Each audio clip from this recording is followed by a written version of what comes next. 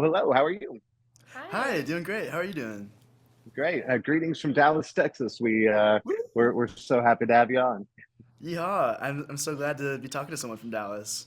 We're so happy to talk about this one too, right now because oh my gosh, what a scary thing. Of course, we all know the original, and Yeah. it scared us to death. And then, of course, you kind of know what you're getting into, but you didn't really know what you're getting into. Oh, see, and this I saw a character in the background.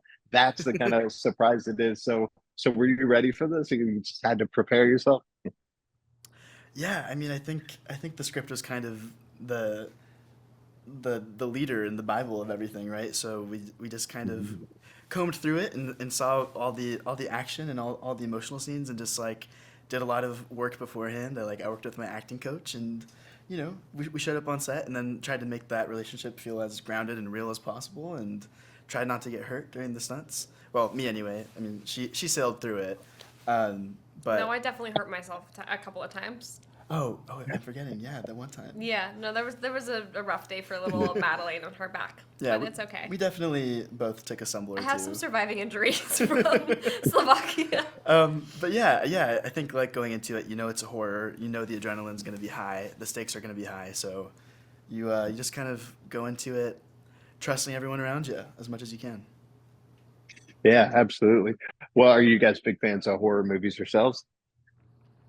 Yeah, I'm a convert. I was not very into horror Wow. movies growing up. I would read like horror books. Like I really liked Darren Shan, but I never really got into horror movies until I was an adult, and now I'm a huge fan of them. What about you? I grew up on horror films. By the time I was 15, had watched every horror film in my local Blockbuster, so that included the original 2008 Strangers. Big fan. Yeah, absolutely. Well, and people have been looking up to what you're doing because you guys make it look so easy, but certainly not. And what kind of advice do you give to people that want to follow in your footsteps? To be actors, Yes. Mhm.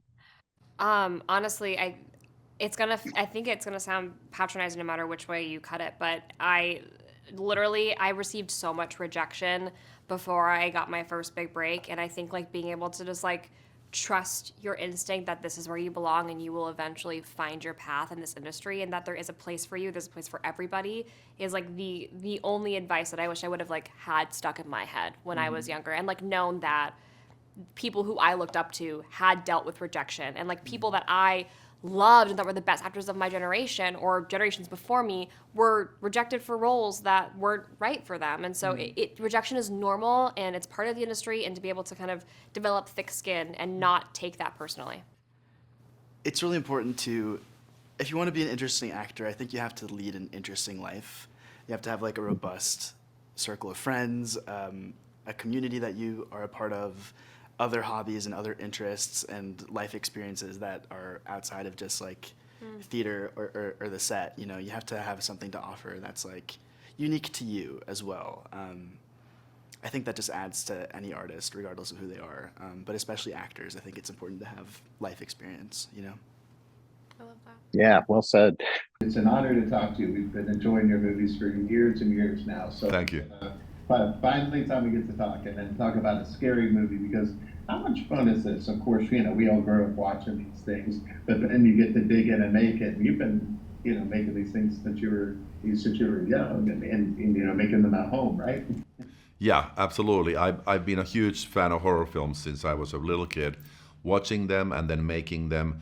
And I've had the fortune of making few successful ones like The Nightmare on Elm Street 4 and Deep Blue Sea and so on. And now being able to take a classic like The Strangers and having a chance not to remake it, not to make a random sequel, but to reimagine the idea of a home invasion movie, taking the premise of the original and then expanding it into actually a series of 3 movies where we follow the same characters over a 5-day period and get to really explore deeply, what psychologically goes through both with the victims and with the actual perpetrators. Yeah, well, thank goodness you're not going to make us wait years to see the next couple of parts, all right?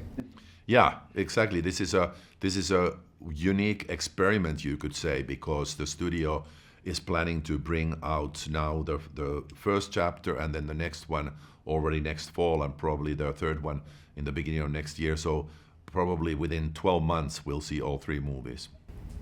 Oh, that's wonderful. Well, people have been looking up to you for years, and they've been thinking, that's what I want to do. You make these big movies look so easy, but it's certainly not. So what kind of advice do you give to the directors who want to follow in your footsteps? Well, I think you have to always keep the sense of discovery, the curiousness. You have to stay young. You have to adapt. You have to follow the technology. You have to have your own way of storytelling, but still be able to go with the times. And you have to love what you do. If you love what you do, you'll never grow old. You'll just, you'll always be doing what you love doing. I love it. My co-host Drew Pearson is one of our Green Dallas Cowboys, went in the Hall of Fame and caught the Hail Mary. And so you probably know the Hail Mary term now.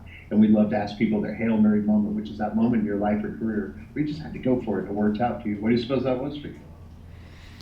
Well, I would think that it was really early in my career when I, through sheer determination, against all possible odds, I was able to get the job to do Nightmare on Elm Street 4.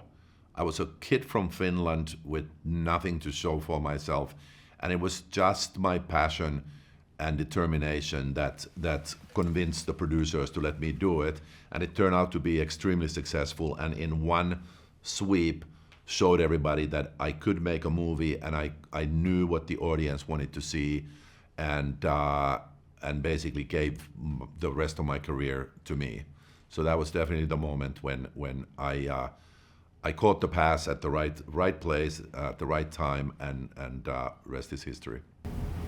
I love that. Well, we're so glad it happened because now we got these and scared this, and it's going to scare everybody. We're going to tell everybody to see it in the theaters. So thank you so much for being with us, and we'll look forward to talking to you again very soon, hopefully for the next 2 chapters. Thank you very much, Paul. Thank you.